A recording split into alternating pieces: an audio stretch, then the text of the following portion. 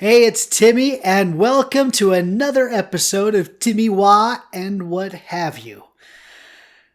This is episode number 6, and I'm proud to say it's all about my internet radio station. So let's get right into that, because there's kind of a story there. So as young as I can remember back, I had this need to entertain and to help people have fun.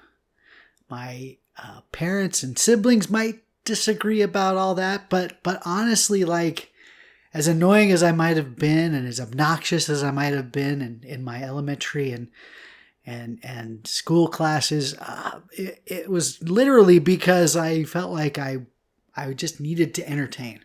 And I wanted to put smiles on people's faces. And one time when I was in the Scouts, I don't remember how old I was. I must have been 12 or 13, maybe even younger. I don't remember. Our Scout group went to a local AM radio station, KJUN, and Puyallup, Washington.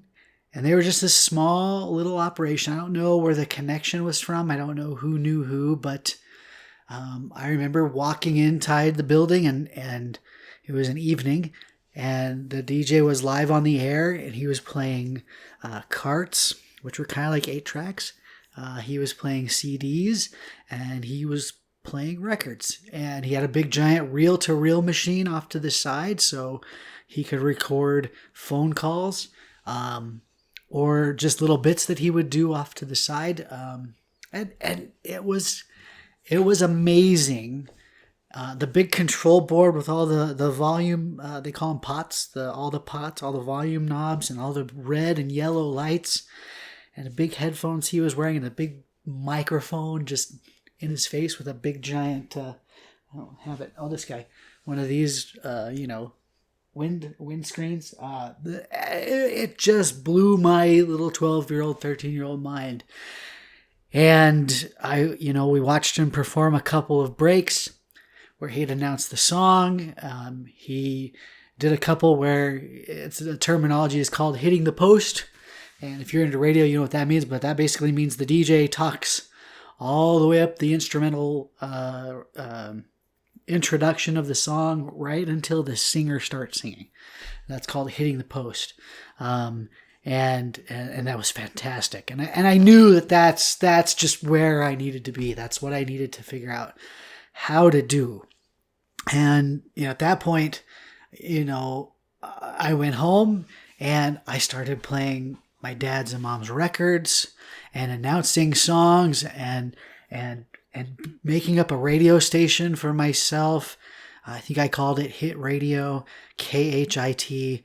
I had a blast, and playing cassette tapes. I have a whole bunch of cassette tapes that I still have from then. My father belonged to a couple of like Columbia Music Club or BMG or something where you'd send in a penny and you'd get like 30 cassettes. It was amazing. So I had all the music I could ever want on cassette. For my birthday or something, my father bought me a boombox that had a double cassette player, dual cassette, and I could literally play 2 at once, so I could do the crossfading like they do on the radio stations. It was so fun. Anyway, so I would play DJ in my room whenever I could, and practiced hitting the post on all the songs I could figure out how to do. And I'd give weather reports and make up traffic reports. Anyway, so that was my young teenage life. And as soon as I could drive and had another part-time job in the little city of Fife, which is just neighboring Tacoma and Puyallup, that's where the radio station we visited when I was a scout had moved to. And I was able to drop in and just visit the guys and hang out.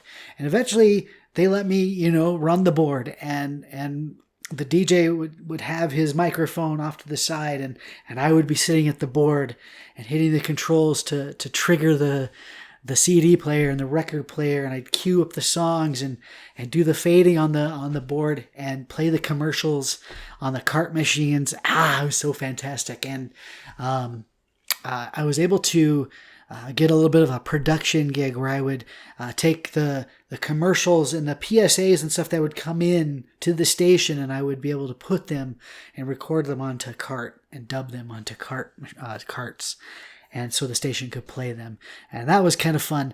I was able to do a couple of air shifts myself. I didn't really permanently have a job there. They paid me for the stuff I did. And I even got myself into a little bit of trouble. Snuck in there after midnight one time when I had a late shift at the little restaurant I was working up the street. And because the DJ would go home at midnight and they would go on automation after midnight where they just play songs constantly. The computer would control it. And so I kind of snuck in there. And I didn't do any talking because I didn't really want to get in trouble, but I started playing the music and doing the transitions and the fades and man. But I got caught because the guy that was listening that worked at the station, he was very familiar with the music that played in the automation. And I was playing music that probably wouldn't be in the automation because they were a classic country station. And I was playing a lot of the newer stuff. And anyway, got caught. He came in. He was a big dude. And I remember it like it was yesterday. He screamed, he yelled at me and kicked me out. And that was it. I mean, I got myself in trouble. I got called in the next day to talk to the actual boss. And, I told him, he said, do you have anything to say? And I said, well, I don't know if I want to apologize, but I just really want to do this. And it felt like a good opportunity. And so anyway, that's kind of how that was interesting. So from then on, like the dream was still there. I still wanted to do radio, and it wasn't seeming realistic because there wasn't a lot of pay involved. I knew I wanted to start a family. I knew I had to support the family, and so the reality of getting a job and getting something that was sustainable it didn't look really realistic. So fast forward a couple years, I never got my big gig in radio, but maybe in the mid 2000s, internet radio started to be kind of a thing. And early 2000s, of course, is when Napster came around and people were downloading music like crazy on the internet. So anyway, internet radio started to be a thing, and I had an extra computer lying around. I hooked it up and I used an app called Winamp, and it's just basically a free music MP3 player for your computer. And I would design these playlists, these 24-hour long playlists, and sometimes I snuck a microphone on there and did some announcing, and it wasn't anything major, but I could listen to it, in the house. I could listen to it. We didn't really have smartphones yet, so there wasn't much listening like in the car, but at my place of work, I could put it on at work and tune into it and listen to it at work. And I had a job at Office Depot, and we had a couple of computers on the line hooked up to the internet, and so I was able to tune up the stations. So that was kind of fun.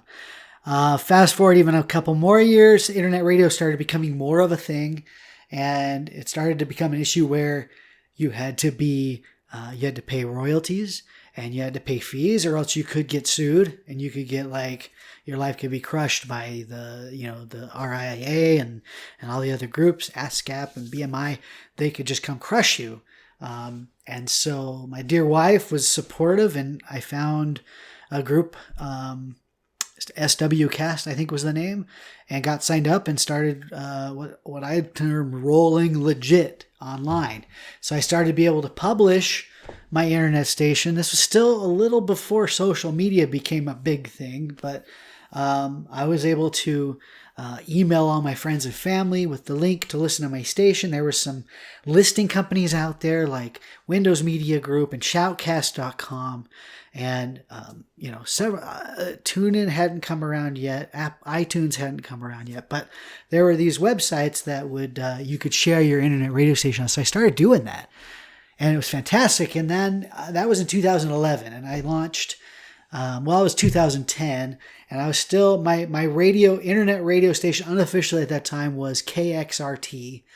And the slogan was 100% hits and 100% fun. And I did a mix of all this kind of music, all the radio music. So 80s, 90s hits, pop, rock, alternative, and then all the 90s country and 2000s country at the time. And I did it all kind of in a mixture and designed the playlist so that it would kind of try to flow.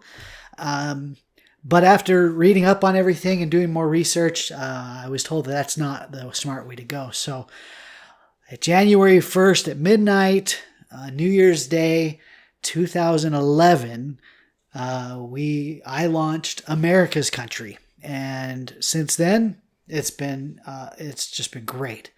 There was a moment at the end of 2016 where all the groups that do all the royalties completely just jacked up all the royalty rates and prices. I had to shut down because I couldn't afford it.